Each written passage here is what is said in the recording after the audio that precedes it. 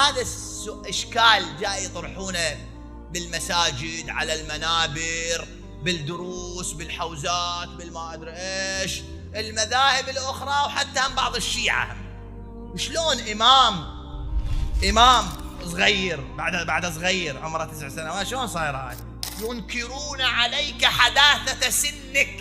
فايش قال له الإمام الجواد؟ قال: وما ينكرون علي ذلك، ألا ينظرون إلى قول الله تعالى على لسان نبيه صلى الله عليه وآله: قل هذه سبيلي أدعو إلى الله على بصيرة أنا ومن اتبعني وسبحان الله وما أنا من المشركين. سؤال الإمام قال له هذا ومن اتبعني منه. سعد استدلال بهاي الآية أول ما تقرأ شوية غريب. النبي يقول: قل هذه سبيلي، أنا هذا دربي، قل هذه سبيلي أدعو